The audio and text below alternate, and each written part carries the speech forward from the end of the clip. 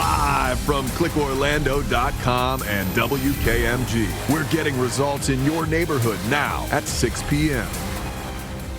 Without daylight, there was no way first responders could find a woman who fell into the St. Johns River. But the use of a drone to rescue her offers a glimpse into the future of saving lives. But first. 911, what is the address of your emergency? Lake Lapinosa. I found little boy Charlie. Where at? In the lake.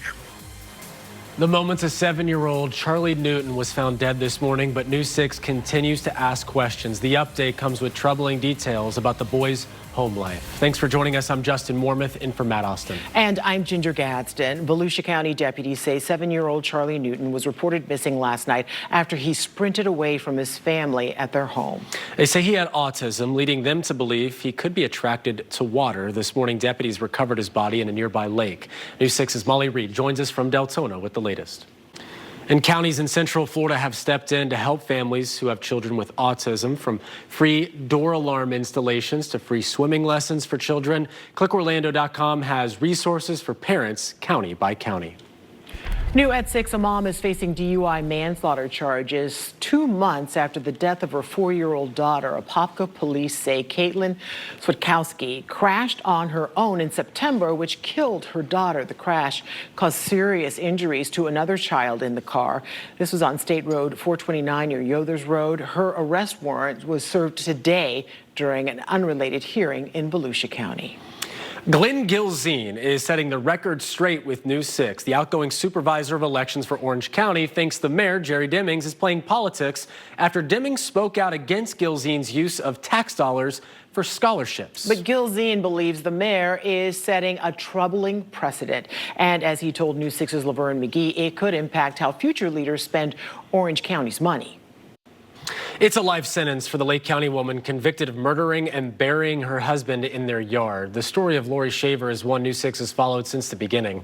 The sentence was given today after Lori was found guilty of second-degree murder in September for the death of Michael Shaver.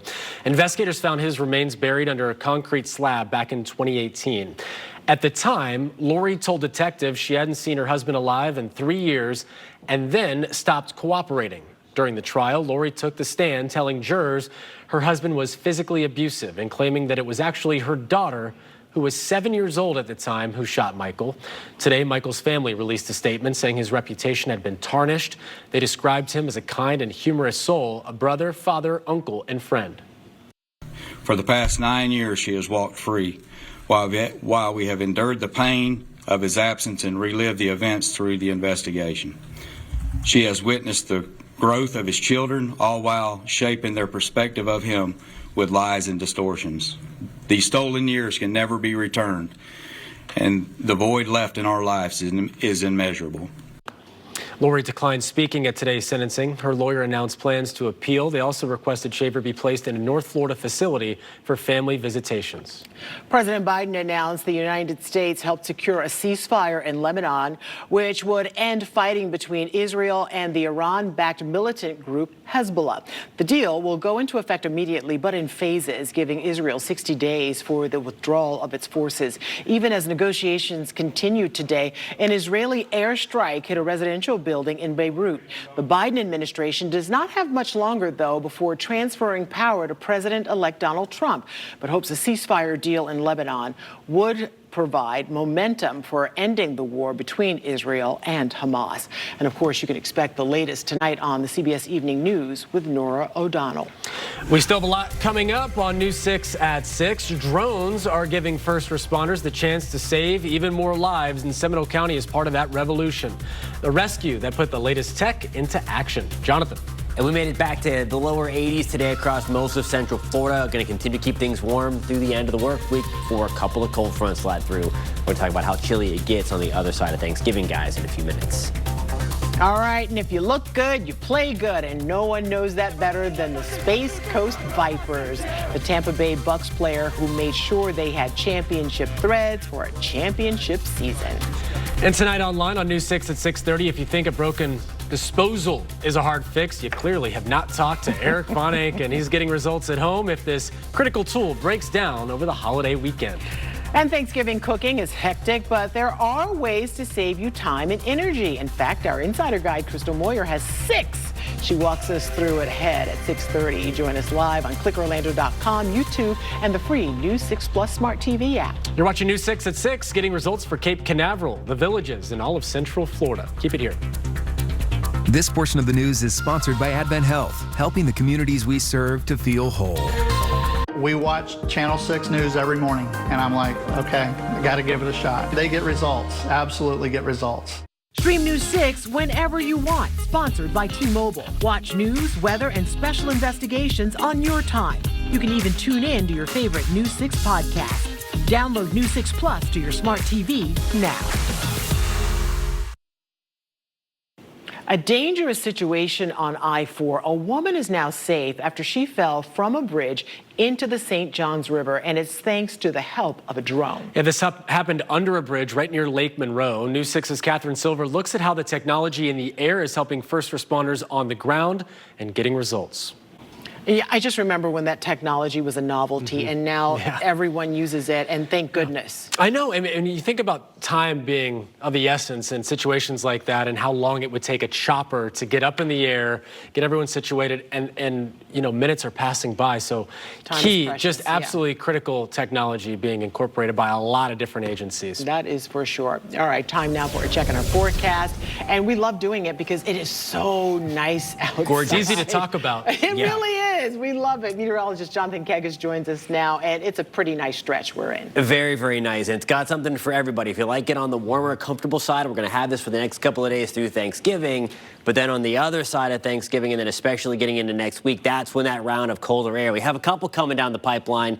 Blast of cold air number 1 arrives really on Friday. The second one comes in over the weekend. We'll talk about your Thanksgiving forecast that continues to be on the warm and quiet side. In the short term, though, we're going to be watching for some fog tonight, just like what we woke up to this morning. We'll see more patchy fog develop once again. Right now, all is clear. We will watch for that fog to come back in over the next several hours.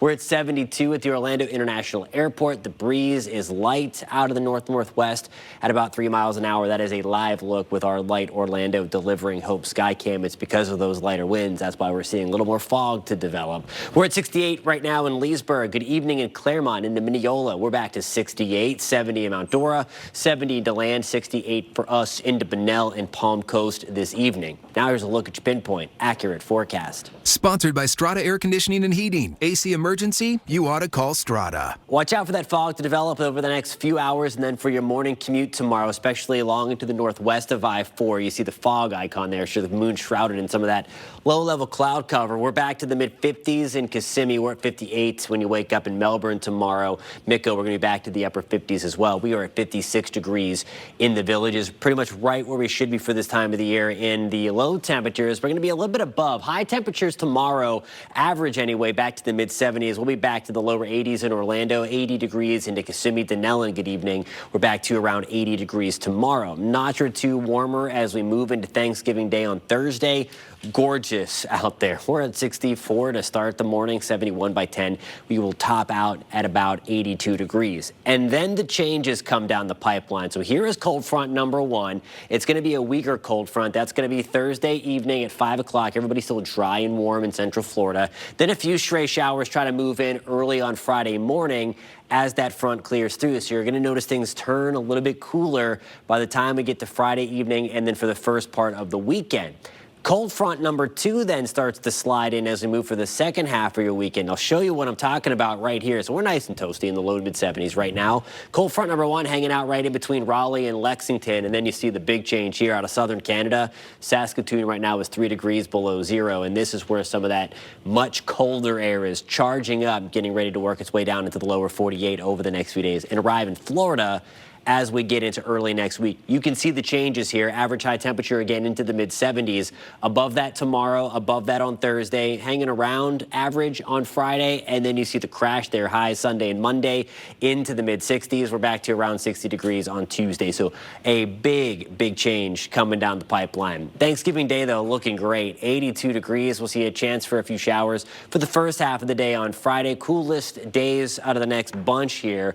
Going to be Sunday night into Monday morning. morning, then Monday afternoon pretty chilly, and then we'll wake up again maybe in the 30s for most of Central Florida on Tuesday, guys. Dropping like a rock. All right. Thank you, Jonathan. Sports Director Jamie Say here now. A Brevard County High School football team is a state champ, Jamie. Yeah, Space Coast won a title just about a week and a half ago. They're still celebrating. It all capped off a special season that began with a Tampa Bay Buccaneers helping hand. The story of the Cinderella Space Coast Vipers coming up next. Get the latest news, weather, entertainment, sports, and more from the new 6 Plus streaming app. Download today. Next ET, only we're inside rehearsals with Dancing's Final Five. It'd be nice to have a trophy at the end of it. Plus, our exclusive with Tyler Perry and Kerry Washington in Atlanta. It's so insane. Next ET. Tonight at 7 on News 6.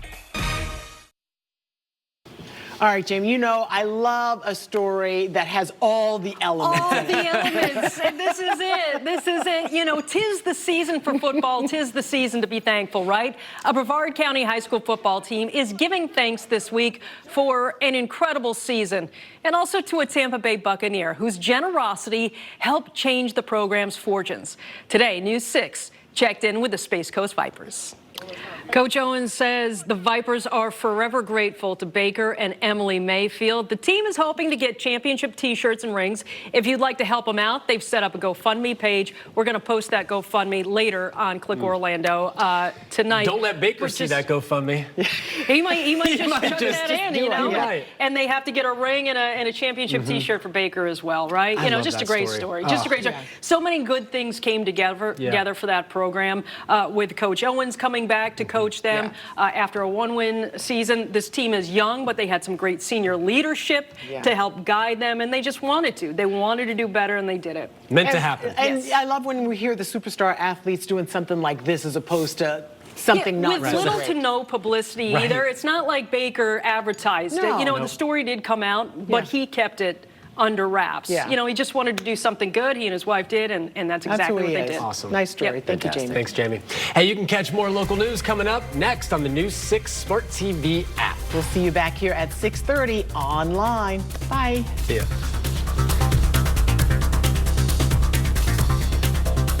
Breaking news, traffic. When you need to know what's going on in your neighborhood, trust Sky 6 to get the bigger picture. Exclusively sponsored by attorney Dan Newland.